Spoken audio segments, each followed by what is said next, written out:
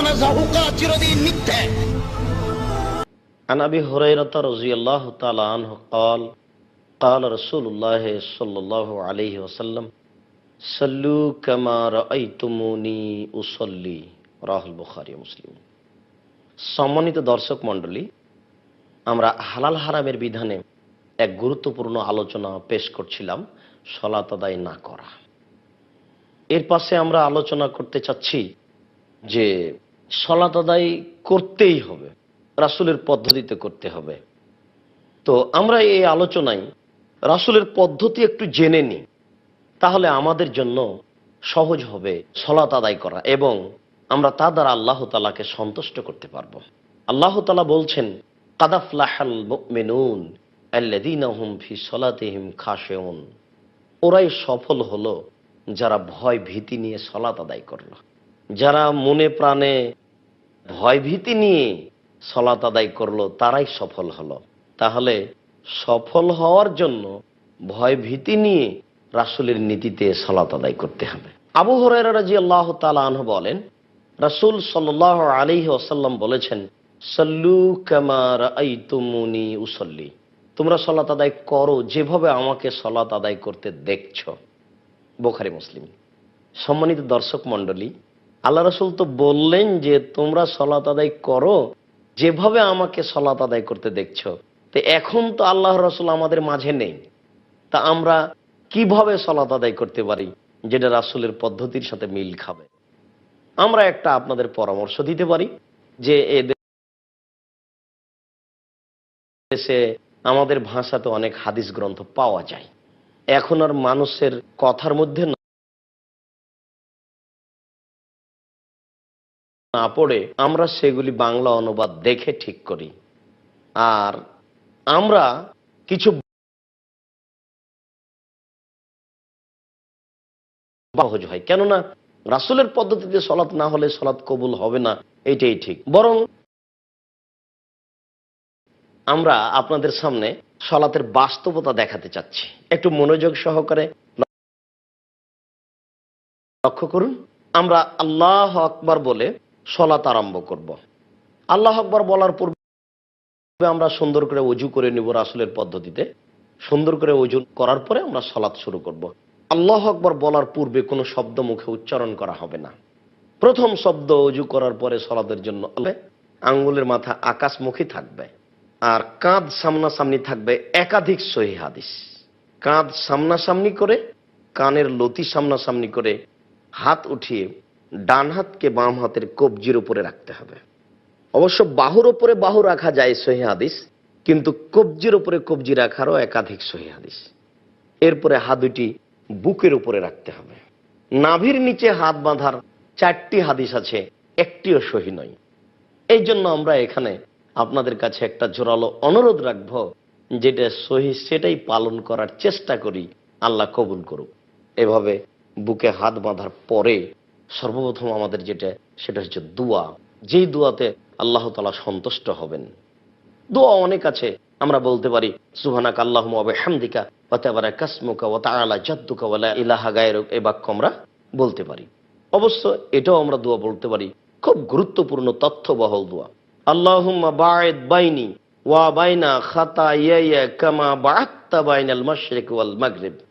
আল্লাহ, তুমি আমাকে আর আমার পাপকে অত দূরত্বে রাখো পূর্ব এবং পশ্চিমকে তুমি যত দূরত্বে রেখেছো।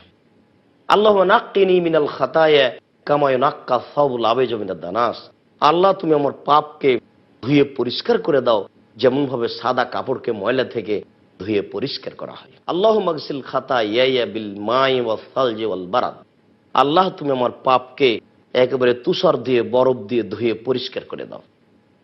এই দোয়া পড়ার পরে আমরা বলবো আউযু বিল্লাহি মিনাশ শাইতানির রাজিম। মারদুদ বিতাড়িত শয়তান থেকে পরিত্রাণ চাচ্ছি। বিসমিল্লাহির রহমানির রহিম। পরম দাতা দয়ালুর নামে আরম্ভ করছি। আলহামদুলিল্লাহি রাব্বিল আলামিন। বিশ্ব জগতের প্রতিপালকের প্রশংসা। আর রহমানির রহিম, তিনি হচ্ছেন পরম দাতা দয়ালু। মালিক ইয়াউমিদ্দিন, তিনি হচ্ছেন বিচার দিনের মালিক। ইয়াকা না'বুদু, একমাত্র তোমার ইবাদত করছি। ওয়া ইয়াকা নাস্তাঈন, একমাত্র তোমার নিকটে সাহায্য চাচ্ছি। ইহদিনাস সিরাতাল মুস্তাকিম, তুমি আমাকে সোজা সঠিক সরল পথ দেখাও। সিরাতাল্লাযীনা আনআমতা আলাইহিম, ওই পথ দেখাবে তুমি যেই পথের প্রতি অনুগ্রহ করেছো, দয়া করেছো। গায়রিল মাগযুবি আলাইহিম ওয়ালাদ-দাল্লিন, ওদের পথ তুমি দেখায়ও না যাদের প্রতি তুমি অসন্তুষ্ট হয়েছো, যারা পথভ্রষ্ট হয়েছে তাদের পথ তুমি দেখায়ও না। আমিন। দীর্ঘ সময় ধরে তোমার দরবারে যে প্রার্থনা করলাম, আল্লাহ তুমি এই প্রার্থনা কবুল করো। সম্মানিত দর্শক মণ্ডলী, একাধিক সহিহ হাদিস দ্বারা প্রমাণিত যে আমিন জোরে বলতে হবে, সাথে সাথে এটাও প্রমাণিত যে ইমাম মুক্তাদি সবাকে একসাথে আমিন বলতে হবে। তাহলে আপনার ফেরেশতার আমিনের সাথে আমাদের আমিন মিলে গেলে অতীতের সব পাপ ক্ষমা হয়ে যাবে, এ কথা আল্লাহ রাসূল বলেছেন। আমরা যদি এক এক সময়ে আমিন বলি, তাহলে কোন আমিন ফেরেশতার আমিনের সাথে মিল খেলো এটা আমরা বুঝতে পারবো না। আমরা চেষ্টা করব ইমাম সাহেব যখন বলেছেন আমিন শুরু করেছেন তখন আমরা বলবো। উল্লেখ্য যে চুপে চুপে আমিন বলার প্রমাণে হাদিস ঠিক নয়। এরপরে আমরা বলবো বিসমিল্লাহির রহমানির রহিম, পরম দাতা দয়ালুর নামে আরম্ভ করছি। তারপর যে কোনো একটি সূরা। কুল হুয়াল্লাহু আহাদ, আল্লাহ একক, আল্লাহু সমাদ, আল্লাহ মুখাপেক্ষীহীন, লাম ইয়ালিদ, তিনি কাউকে জন্ম দেননি, ওয়ালাম ইউলাদ, তিনি কারো থেকে জন্ম নেননি, ওয়ালাম ইয়াকুল্লাহু কুফুয়ান আহাদ, তার সমকক্ষ কেউ নেই। এই বলে হাত খুলে আল্লাহু আকবার বলে হাত ওই পর্যন্ত উঠাবো। সম্মানিত দর্শক মণ্ডলী, হাত উঠাতে হবে প্রমাণে অনেক সহিহ হাদিস, হাত উঠাতে হবে না মর্মে একটি অগ্রহণীয় হাদিস আছে। এরপরে হাত উঠিয়ে ছেড়ে দিয়ে আপনি রুকুতে চলে যাবেন। রুকুতে গিয়ে রুকুর দোয়া পড়বেন। সম্মানিত দর্শক মণ্ডলী, রুকুর বিষয়টি হচ্ছে এই যে হাত হাঁটুর উপরে রাখতে হবে এমন ভাবে যাতে করে এই দুটো একেবারে লম্বা, হাতটা যেন সোজা হয়ে থাকে, মধ্যে যেন একটু উঁচু না থাকে। দেখবেন না অনেকে রুকু করে কিন্তু বুঝতে পারে না সে কিভাবে করতে হবে বা জানতে চায় না কিভাবে করতে হবে। অনেক নারীকে দেখা যায় যে বাঁকা হয়ে হাত দুটি শুধু হাঁটুর উপরে রেখে দিয়েছে। জি না, কোমর থেকে নিয়ে সামনের ওজন সম্পূর্ণ হাতের উপরে থাকবে, আর হাত দুটি একবারে রডের মতো সোজা হয়ে থাকবে, আঙ্গুলগুলি খোলা খোলা থাকবে। আঙ্গুলগুলি খোলা অবস্থায় পিঠে লম্বা হাট একেবারে সোজা অবস্থায় আপনি বলুন সুবহান রাব্বিয়াল আযীম, উঁচু আল্লাহর পবিত্রতা বর্ণনা করছি। সুবহান রাব্বিয়াল আযীম যতবার আপনার ইচ্ছা বলতে থাকেন। নইলে আপনি বলুন সুবহানাকা আল্লাহুম্মা রাব্বানা ওয়া বিহামদিকা আল্লাহুম্মা গফিরলি, হে আল্লাহ তোমার পবিত্রতা বর্ণনা করছি, তোমার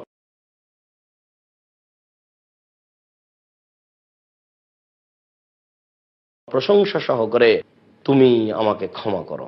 নইলে আপনি বলবেন সুবহুন কুদ্দুস,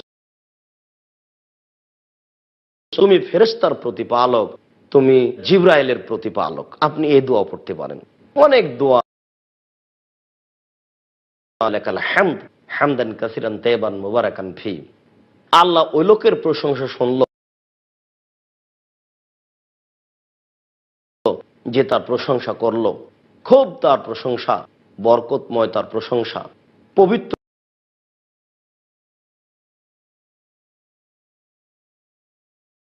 সিজদায় যাওয়ার বিষয়টি আমরা একটু আরো ভালোভাবে দেখি। আমরা জানি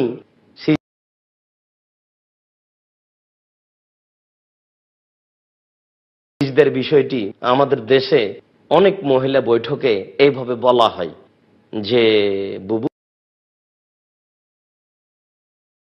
তেমন একবারে পড়ে গিয়ে বুককে উরুর সাথে লাগিয়ে আঁটো সাঁটো হয়ে সিজদা করিও বুবু।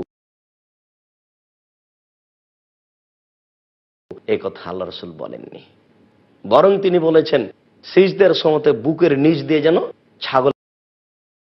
নারী পুরুষের সলাতের ব্যাপারে আল্লাহ রাসূল কোনো পার্থক্য করেননি। তিনি বলেননি যে নারীর সলাত এরূপ আর পুরুষের সলাত এরূপ। সম্মানিত দর্শক মণ্ডলী, আমরা শুনেছি যে অনেকে এইভাবে সিজদা করতে বলেন। তারা মনে করে যে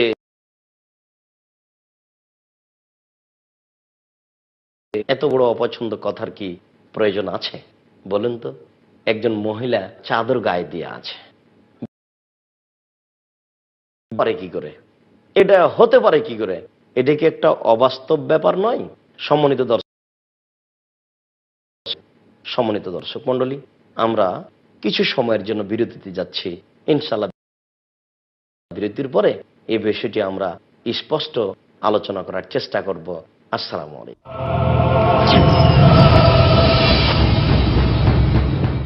আসসালামু আলাইকুম রাহমাতুল্লাহ।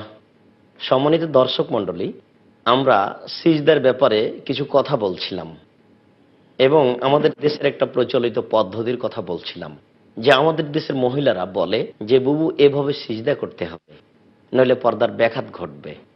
এটা একটা নেহায়াত অন্যায় কথা। সাথে সাথে বুককে উরুর সাথে লাগিয়ে সিজদা করার প্রমাণে 4টি জালজয়ী হাদিস আছে যেগুলি আমলযোগ্য নয়। কাজেই কোনো নারীর জন্য কখনোই এটা শোভনীয় নয় যে বুককে উরুর সাথে লাগিয়ে সিজদা করবে। বুককে উরু থেকে পৃথক করেই সিজদা করতে হবে, এটাই শরীয়ত। নিতম্ব কিছু মাটি থেকে উঁচু হয়ে থাকবে এবং কোনই দুই পাশে উঠে থাকবে, যাতে করে কোনয়ের পাশ দিয়ে ছাগলের বাচ্চা বের হতে পারে। এটাই বিধান, এটাই রাসূলের নীতি। আয়েশা রাদিয়াল্লাহু তাআলা আনহাকে পৃথক করে সিজদা করার কোন নিয়ম আল্লাহ রাসূল বলেননি। সিজদার ব্যাপারে আমরা এভাবে সতর্ক থাকবো যে ওই সময়তে আঙ্গুলগুলি থাকবে জমা জমা, আঙ্গুলের মাথা থাকবে পশ্চিমমুখী, কোণে দুটি উঠে থাকবে, 2 হাতের মাঝে থাকবে নাক ও কপাল। আল্লাহ রাসূল বলছেন যে ওমেরতু আন আসজুদা আলা সাবাতে আযম, আমাকে 7 হাড়ের উপরে সিজদা করতে বলা হয়েছে। নাক কপালে হলো 1, 2 হাত এ হলো 3, 2 হাঁটু এ হলো 5, আর 2 পায়ের বৃদ্ধাঙ্গুল এ হলো 7। সিজদা করার সময়তে এই 7টা অংশ মাটিতে লেগে থাকবে। চুল এবং কাপড়কে জড়িয়ে নিতে নিষেধ করা হয়েছে। এতে আমরা কোনো জায়গায় যেন হাতে বা পায়ে বা কোনো জায়গাতে কাপড় যেন জড়ানো না থাকে, কেননা সবকিছুই সিজদা করতে যাই। এ ব্যাপারে আমরা লক্ষ্য করব। সম্মানিত দর্শক মণ্ডলী, এখানে অবশ্য আরেকটা কথা মনে পড়ে গেল। আমাদের দেশে এটাও বলা হয় নারীদের পক্ষ থেকে মহিলা বৈঠকে যে যখন মহিলারা সলাতে দাঁড়াবে, বুবু যখন তুমি সলাতে দাঁড়াবা তখন 2 পায়ের গোড়ালিকে একসাথে জমা করে দিও। যদি 2 পায়ের গোড়ালিকে পৃথক পৃথক করে রাখো তাহলে লজ্জাস্থানের যোগাযোগ মাটির সাথে হবে, মাটি অভিশাপ করবে। নাউজুবিল্লাহ মিন যালিক। এরকম মন্তব্য শরীয়তের উপরে একটা নেহায়াত অন্যায় অপবাদমূলক মন্তব্য। রাসূল সাল্লাল্লাহু আলাইহি ওয়াসাল্লাম এরকম কিছু বলেননি। দাঁড়ানোর সময়তে 2 পায়ের মাঝে ফাঁকা থাকবে, তার শরীরের গতির ভারসাম্য বজায় রেখে যতটুকু ফাঁকা রাখা প্রয়োজন ঠিক এই পরিমাণ ফাঁকা রেখে সে দাঁড়াবে। আর 2 জন দাঁড়ালে পাশাপাশি দাঁড়িয়ে পায়ের সাথে পা মিলিয়ে টাকনোর সাথে টাকনো মিলিয়ে সম্ভবপর যতটুকু 2 পায়ের মাঝে ফাঁকা রাখতে হয় ততটুকু রেখে দাঁড়াবে। এটাই হলো শরীয়ত। এরপর দোয়া বলবে সুবহান রাব্বিয়াল আলা, সুবহান রাব্বিয়াল আলা, সুবহান রাব্বিয়াল আলা। 3 বার বলতে পারে, একাধিকবার বলতে পারে। অবশ্য 5 বার 10 বারের কোনো বর্ণনা ঠিক নয়। মানুষ তার পরিস্থিতি অনুযায়ী বলবে আমি উঁচু আল্লাহর পবিত্রতা বর্ণনা করছি, আমি উঁচু আল্লাহর পবিত্রতা বর্ণনা করছি। নইলে সে বলতে পারে সুবহানাকা আল্লাহুম্মা রাব্বানা ওয়া বিহামদিকা আল্লাহুম্মা গফিরলি। সম্মানিত দর্শক মণ্ডলী, সিজদা থেকে উঠে আমরা বলবো আল্লাহুম্মা গফিরলি ওয়ারহামনি ওয়াহদিনি ওয়াগফিরনি ওয়ারযুকনি। হে আল্লাহ, তুমি আমাকে হেদায়েত দান করো, আমাকে খেতে দাও। আল্লাহ, তুমি আমার উপর রহমত নাজিল করো। এছাড়া আমরা আরো দোয়া পড়তে পারি আল্লাহুম্মা গফিরলি, আল্লাহুম্মা গফিরলি, আল্লাহুম্মা গফিরলি। আল্লাহ তুমি ক্ষমা করো, আল্লাহ তুমি ক্ষমা করো, আল্লাহ তুমি ক্ষমা করো। এরপরে আমরা সিজদা থেকে উঠে বসবো। তারপরে আমরা দ্বিতীয় সিজদায় যাব। দ্বিতীয় সিজদা থেকে উঠে আরেক রাকাত পড়ব। সম্মানিত দর্শক মণ্ডলী, আমাদের প্রথম রাকাত থেকে উঠার গতি হচ্ছে এই, সরাসরি উঠে যাব না, সিজদা থেকে উঠে বসতে হবে, বসার পরে উঠতে হবে। এটা হলো পদ্ধতি। আরেক রাকাত পড়লাম, সালামের বৈঠকে বসলাম, অথবা 4 রাকাত পড়লাম, সালামের বৈঠকে বসলাম। প্রত্যেক যেই বৈঠকে সালাম আছে সেই বৈঠকে নিতম্বের উপরে বসা সুন্নাত। অবশ্য যেই সলাতে 2টি বৈঠক আছে সেই সলাতের শেষের বৈঠকে নিতম্বের উপরে বসার কথাও বলা হয়েছে। তো হাদিসে এভাবে এসেছে প্রত্যেক যে সলাতে সালাম রয়েছে সেই সলাতে নিতম্বের উপরে বসবে। অর্থাৎ 1 রাকাত এভাবে পড়লাম, আর 1 রাকাত পড়ে বা আর 2 রাকাত পড়ে বা যখন 4 রাকাত হলো যাতে আমার সালাম বাম পাকে ডান পায়ের দিকে বের করে দিতে হবে, আর নিতম্বকে মাটির উপরে রেখে দিয়ে বসতে হবে। আর যদি সালামের বৈঠক না হয়, আত্তাহিয়াতুর বৈঠক হয়, তাহলে বাম পায়ের পাতা বিছিয়ে দিয়ে বাম পায়ের পাতার উপরে বসতে হবে, আর ডান পাকে এইভাবে দাঁড় করে রেখে দিতে হবে, যেন ওই বৃদ্ধাঙ্গুল ওটা পশ্চিমমুখী থাকে। বৃদ্ধাঙ্গুল পশ্চিমমুখী করে ডান পাকে দাঁড় করে রেখে দিতে হবে। আর যদি সালামের বৈঠক হয়, তাহলে বাম পা ডান দিকে চলে আসবে, আর নিতম্ব মাটির উপর রেখে ডান হাতের আঙ্গুলগুলিকে জমা জমা করে ডান হাঁটুর উপরে রাখতে হবে, আর বাম হাতের আঙ্গুলগুলিকে জমা জমা করে বাম হাঁটুর উপরে রাখতে হবে। তবে ডান হাতের আঙ্গুলের রাখার বিষয়টি এইরূপ। সম্মানিত দর্শক মণ্ডলী, একটু দেখুন তো আমরা স্পষ্ট বুঝতে পারি কিনা। প্রথম দুইটি আঙ্গুলকে আমরা জমা করি, কনিষ্ঠ এবং তার পরের আঙ্গুল। তৃতীয় আঙ্গুলটাকে টেনে নিয়ে এসে বৃদ্ধা আঙ্গুলের পেটটা তার নখের উপরে লাগাই, আর বৃদ্ধা আঙ্গুলের পাশের আঙ্গুলটা এভাবে রাখি, দাঁড় করে রাখি। এরপরে হাঁটুর উপরে রেখে দিয়ে এই আঙ্গুলটাকে অবিরাম নড়াতে হবে। সম্মানিত দর্শক মণ্ডলী, ইল্লাল্লাহর সমতে একবার নড়ানোর প্রথা আমাদের দিকে আছে, আমরা এইভাবে সালাত আদায় করে আসছি। ইল্লাল্লাহর সময় একবার আঙ্গুল উঠাতে হবে, এ মর্মে দুনিয়াতে কোনো হাদিস নেই, জাল জয় ভুয়া হাদিসও নেই। এইভাবে হাতের আঙ্গুলগুলি জমা করে নিয়ে এই তৃতীয় আঙ্গুলের নখের উপরে বৃদ্ধা আঙ্গুলটা রেখে আঙ্গুলটা এইভাবে অবিরাম নড়তে হবে, নড়াতে হবে। সম্মানিত দর্শক মণ্ডলী, এটাই কিন্তু সালাতের পদ্ধতি, এর বিকল্প পদ্ধতি নেই। এইভাবে আপনি স্বাভাবিক গতিতে ধীর গতিতে নড়াবেন আর বলবেন আত্তাহিয়াতু লিল্লাহি ওয়াস সালাওয়াতু ওয়াত তাইয়্যিবাতু, সমস্ত ইবাদত আল্লাহর জন্য। আসসালামু আলাইকা ওয়া আলা ইবাদিল্লাহিস সলিহিন, শান্তি অবতীর্ণ হোক মুহাম্মদ সাল্লাল্লাহু আলাইহি সাল্লামের উপরে এবং ভালো মানুষের উপরে।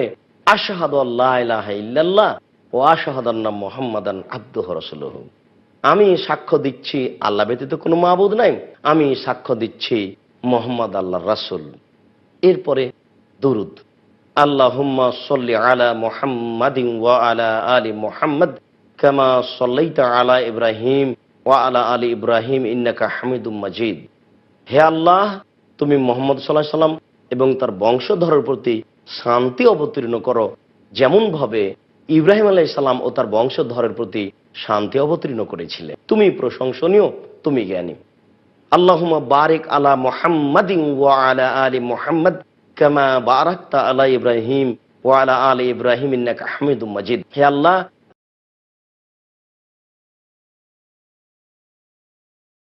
তুমি মুহাম্মদ সাল্লাল্লাহু আলাইহি সাল্লাম এবং তার বংশধরের প্রতি বরকত নাজিল করো, যেমন ভাবে ইব্রাহিম। সম্মানিত দর্শক মণ্ডলী, এবার আমরা আমাদের দোয়ার ব্যাপারে ইচ্ছায় চলে এসেছি। প্রথমে আত্তাহিয়াত পড়ার পরে দুরূদ পড়তে হবে। দুরূদ পড়ার পরে এবার যে যত দোয়া পড়তে পারে, কোরআন মাজিদের দোয়া হোক আর হাদিসের দোয়া হোক, আল্লাহ রাসূল অনুমতি দিয়েছেন, আমাদের যার যা প্রয়োজন সে অনুযায়ী আমরা দোয়া পড়ব। আমরা গুরুত্বপূর্ণ দোয়া হিসেবে এভাবে জানি, আল্লাহুম্মা ইন্নী যালামতু নাফসি যুলমান কাসীরা, হে আল্লাহ, আমি আমার আত্মার প্রতি খুব অন্যায় করেছি, অত্যাচার করেছি। ফাগফিরলি, তুমি আমাকে ক্ষমা করো। মাগফিরাতাম মিন ইনদিক, ক্ষমা একমাত্র তোমার পক্ষ থেকে হয়ে থাকে। ওয়ারহামনি, তুমি আমার প্রতি রহমত নাজিল করো। ওয়া ইন্নাকা আনতাল গাফুরুর রহিম, তুমি হচ্ছে ক্ষমাশীল, তুমি হচ্ছে দয়াশীল। তুমি ক্ষমা না করলে, তুমি দয়া না করলে কে করবে? আল্লাহুম্মা ইন্নী আউযু বিকা মিন আযাবি জাহান্নাম, আল্লাহ, তোমার নিকটে জাহান্নামের শাস্তি থেকে বাঁচতে চাই। ওয়া আউযু বিকা মিন আযাবিল কবর, তোমার নিকটে আমরা কবরের শাস্তি থেকে বাঁচতে চাই। ওয়া নাউযু বিকা মিন ফিতনাতিল মাসিহিদ দাজ্জাল, আমরা তোমার নিকটে দাজ্জালের ফিতনা থেকে বাঁচতে চাই। ওয়া আউযু বিকা মিন ফিতনাতিল মাহি ওয়াল মামাত, আমরা ইহকালে ও পরকালে যত ফিতনা আছে, যত বিপদ আছে, সব বিপদ থেকে বাঁচতে চাই। আল্লাহুম্মা ইন্নী আউযু বিকা মিনাল মাসামি ওয়াল মাগরাম, আল্লাহ, তোমার কাছে আশ্রয় চাই বড় পাপ হতে, তোমার কাছে আশ্রয় চাই কর্জ হতে, জীবনে যেন কোনো কর্জ উপরে না চেপে যায়, এইগুলি থেকে আশ্রয় চাই। সম্মানিত দর্শক মণ্ডলী, আমরা কোরআনের যত দোয়া মুখস্থ আছে সেগুলি আমরা বলতে পারি। গুরুত্বপূর্ণ দোয়া যেমন আমরা বলতে পারি, রব্বি ইন্নী যালামতু নাফসি ফাগফিরলি। সারা জীবন মুসা আলাইহিস সালাম বলেছিলেন, প্রতিপালক, আমি আমার প্রতি অত্যাচার করেছি, তুমি দয়া করে আমাকে মাফ করো। রব্বি ইন্নী যালামতু নাফসি ফাগফিরলি, প্রতিপালক আমি আমার প্রতি অত্যাচার করেছি, তুমি আমাকে মাফ করো। রব্বানা যালামনা আনফুসানা ওয়া ইল্লাম তাগফির লানা ওয়া তারহামনা লানাকুনান্না মিনাল খাসিরিন। আদম আলাইহিস সালাম এবং তার স্ত্রী দুইজন মিলে বলতে থাকলেন, প্রতিপালক আমরা দুইজন আমাদের প্রতি অত্যাচার করেছি, আমরা নিজেদের প্রতি অন্যায় করেছি, তুমি আমাদের প্রতি দয়া করো, তুমি আমাদেরকে মাফ করো, নইলে আমরা ক্ষতিগ্রস্তদের অন্তর্ভুক্ত হয়ে যাব। মুসা আলাইহিস সালাম বললেন, রব্বিগফির ওয়ারহাম ওয়া আনতা খায়রুর রাহিমিন, প্রতিপালক তুমি দয়া করো, তুমি ক্ষমা করো, তুমি যে বড় দয়াবান, তুমি যে বড় ক্ষমাবান, তুমি ক্ষমা না করলে, তুমি দয়া না করলে কে দয়া করবে, কে ক্ষমা করবে? আপনি বলতে পারেন যে আন্নি মাসানিয়া জুররু ওয়া আনতা আরহামুর রাহিমিন, প্রতিপালক আমি বড় ক্ষতিগ্রস্ত, তুমি বড় দয়াবান, প্রতিপালক আমি বড় অপরাধী, তুমি বড় দয়াবান। আপনি এই আয়াতটাও বলতে পারেন প্রত্যেক সালামের পূর্বে, রব্বানা আতিনা ফিদ দুনিয়া হাসানাতাও ওয়া ফিল আখিরাতি হাসানাতাও ওয়া কিনা আযাবান নার। হে আল্লাহ তুমি আমাদেরকে ইহকালে কল্যাণ দাও, পরকালে কল্যাণ দাও। আল্লাহ তুমি আমাদেরকে জাহান্নামের কঠোর ও কঠিন শাস্তি থেকে বাঁচাও। আপনারা এই দোয়াটা যখন তখনই বলার চেষ্টা করুন। সম্ভব হলে প্রত্যেক সলাতের সালামের পূর্বে এই আয়াতটা পড়ার চেষ্টা করুন। আল্লাহ রাসূল সালামের পূর্বে এই আয়াতটা পড়তেন, আর তিনি নিজে বেশি বেশি এই দোয়াটাই পড়তেন, রব্বানা আতিনা ফিদ দুনিয়া হাসানাতাও ওয়া ফিল আখিরাতি হাসানাতাও ওয়া কিনা আযাবান নার। এরপরে আসসালামু আলাইকুম ওয়া রাহমাতুল্লাহ, আসসালামু আলাইকুম ওয়া রাহমাতুল্লাহ। সম্মানিত দর্শক মণ্ডলী, এ হচ্ছে সংক্ষিপ্ত সলাতের বিবরণ। এখন যা হবে তা জিকির, আল্লাহু আকবার, এটা হলো প্রথম জিকির। আস্তাগফিরুল্লাহ আস্তাগফিরুল্লাহ আস্তাগফিরুল্লাহ, আল্লাহুম্মা আনতাস সালাম ওয়া মিনকাস সালাম তাবারাকতা ইয়া যাল জালালি ওয়াল ইকরাম, লা ইলাহা ইল্লাল্লাহু ওয়াহদাহু লা শারীকা লাহু, লাহুল মুলকু ওয়া লাহুল হামদু ওয়া হুয়া আলা কুল্লি শাইইন কাদির। আল্লাহুম্মা লা মানিয়া লিমা আতাইতা ওয়া লা মুতিয়া লিমা মানাতা ওয়া লা ইয়ানফাউ জাল জাদ্দি মিনকাল জাদ। আরো অনেক দোয়া আছে। বিশেষভাবে আয়াতুল কুরসি পড়তে ভুলবেন না। আল্লাহর নবী বলেছেন যে ফরজ সালাতের পরে কেউ যদি আয়াতুল কুরসি পড়ে তাহলেও জান্নাতে চলে গেছে, ঠেকিয়ে রেখেছে তার মরণ, মরলেই জান্নাতে যাবে। সম্মানিত দর্শক মণ্ডলী, সালামের পরে আপনারা আয়াতুল কুরসি পড়ুন। আয়াতুল কুরসির পরিণাম হচ্ছে যে মরার পরই পরই জান্নাত। সম্মানিত দর্শক মণ্ডলী, আমরা যেভাবে সালাতের বিবরণ দিলাম, আশা যে আপনারা আরো 5টা বইয়ের সাথে মিলিয়ে এইভাবে বিবরণটা জেনে শুনে রাসূলের পদ্ধতিতে সালাত আদায় করবেন, যে সালাত আল্লাহ কবুল করবেন, যার বিনিময়ে আমরা জান্নাত লাভ করব। আল্লাহ তুমি আমাদেরকে কবুল করো, আল্লাহুম্মা আমিন। আমাদের সালাত যেভাবে পড়লে তুমি কবুল করবে সে সালাত আমাদেরকে শিখিয়ে দাও, আল্লাহুম্মা আমিন।